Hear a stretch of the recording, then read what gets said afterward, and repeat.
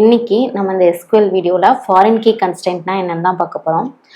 Foreign key அப்படின்னா என்னென்னா எதுக்காக யூஸ் பண்ணுவோம்னா ரெண்டு டேபிளை கனெக்ட் பண்ணுறதுக்காக யூஸ் பண்ணுவாங்க. இப்போ ரெண்டு டேபிள்லையும் ஒரு ப்ரைமரி கீக்கு இருக்கும். இந்த டேபிளில் இருக்கிற ஒரு காலமை அந்த ப்ரைமரி கீயை இன்னொரு டேபிளில் நம்ம போய் மேப் பண்ணோம்னா அந்த டேபிளுக்கு அது ஃபாரின் கீ. ஸோ ரெண்டு டேபிளுக்கு இடையில உள்ள டேட்டா கன்சிஸ்டன்சியை மெயின்டைன் பண்ணுறதுக்கு இதை யூஸ் பண்ணுவாங்க. ஒரு டேபிளில் ப்ரைமரி கீயாக இருக்கிறது இன்னொரு டேபிளுக்கு அது போகும்போது அது ஃபாரின் கீ அப்படின்னு சொல்லுவோம். இப்போ நம்மகிட்ட ஆல்ரெடி புக்ஸ் அப்படின்னு சொல்லிட்டு ஒரு டேபிள் இருக்கு. Book ID, book name, price அப்படின்னு சொல்லிட்டு காலம்ஸ் இருக்கு. நான் என்ன பண்ண போறேன்னா ஆத்தர்ஸ்னு ஒரு டேபிளை கிரியேட் பண்ணிட்டு அந்த ஆத்தர்ஸ்ல புக்கோட ஐடியா வாங்க போறேன். ஸோ அந்த ஆத்தர்ஸ் டேபிள்ல புக் ஐடி தான் ஃபாரின் கீ. ஓகேவா? கிரியேட் டேபிள் ஆத்தர்ஸ், காலம் வந்து ID, integer, primary key, auto increment. Next author name. Author name also வேர்கேரில் வாங்குகிறோம், 50 போட்டுப்போம். ஓகேவா? நெக்ஸ்ட் வந்து புக் ஐடி. புக் ஐடி அங்கே வந்து இன்டீஜர் இருக்குது. ஸோ இங்கேயும் இன்டீஜரில் வாங்கிட்டோம். இப்போ நான் வந்து இந்த புக் ஐடியை ஃபாரின் கீன்னு சொல்லிட்டு இந்த டேபிளில் மென்ஷன் பண்ணோம். எப்படின்னா ஃபாரின் கீ சாரி இங்கே கொடுத்துருக்க காலம் நேம் வந்து புக் ஐடி. எதை ரெஃபரன்ஸ் பண்ணுறோன்னா ரெஃபரன்சஸ் புக்ஸுங்கிற காலத்தில் உள்ள டேபிளில் உள்ள புக் ஐடியை மென்ஷன் பண்ணுறோம். ஓகேவா? ஸோ இப்படி தான் வந்து ஒரு டேபிளை கிரியேட் பண்ணும்போது ஃபாரின் கீயை மென்ஷன் பண்ணி நம்ம இது பண்ணோம். ஓகே, டேபிள் நமக்கு கிரியேட் ஆயிடுச்சு. இப்போ நம்ம ஒரு வேல்யூஸை இன்சர்ட் பண்ணுவோம். புக்ஸில் நம்மக்கிட்ட ஆல்ரெடி வேல்யூஸ் இருக்குது. என்னென்ன இருக்குன்னா book ID 200, book name 3000 stitches, price இருக்குது. இப்போ நான் போய் ஆத்தர்ஸில் இன்சர்ட் பண்ண போகிறேன். Insert into authors. ஆத்தர்ஸ்ல என்னென்ன இன்சர்ட் பண்ண போறோம் அப்படின்னா ஆத்தர் நேமும் புக் ஐடியும்.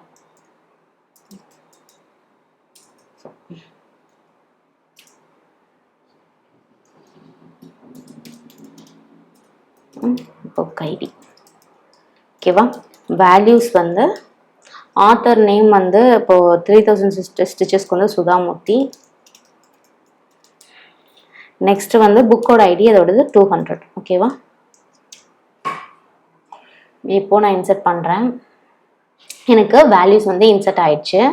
இப்போ நான் போயிட்டு இதை ஓப்பன் பண்ணி பார்த்தேன்னா எனக்கு வேல்யூஸ் இன்சர்ட் ஆயிருக்கும். என்னென்ன இருக்குது? ஐடி 1 கிரியேட்டாக இருக்குது, author name, book ID.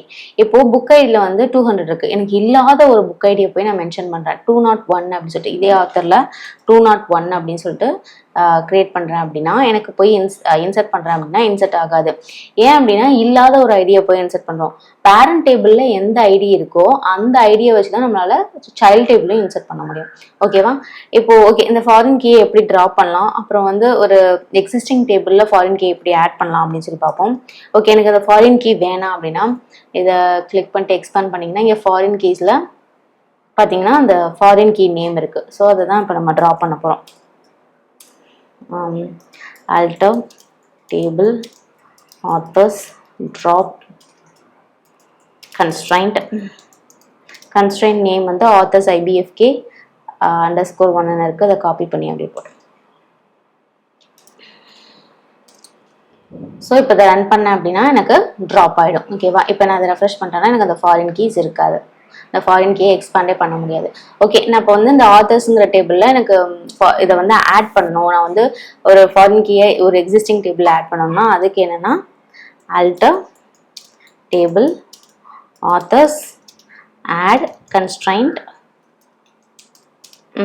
Open வந்து கன்ஸ்டன்ட்டுக்கு ஒரு நேம் கொடுக்க போகிறேன். ஃபாரின் கீ புக்ஸ் ஆத்தர்ஸ் அப்படின்னு சொல்லிட்டு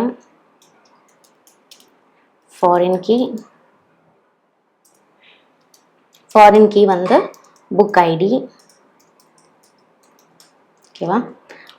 எதை ரெஃபரன்ஸ் பண்ணுது அப்படின்னா ரெஃபரன்சஸ் புக்ஸில் இருக்கிற புக் ஐடி.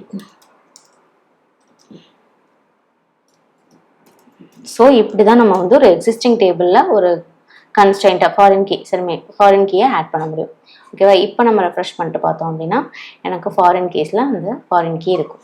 ஓகேவா? இப்படி தான் நமக்கு ஃபாரின் கீ ஒர்க் ஆகுது. 2 டேபிளுக்கு இடையில இருக்க டேட்டா கன்சிஸ்டன்சியை மெயின்டைன் பண்ணுறதுக்காக நம்ம யூஸ் பண்ணுறோம்.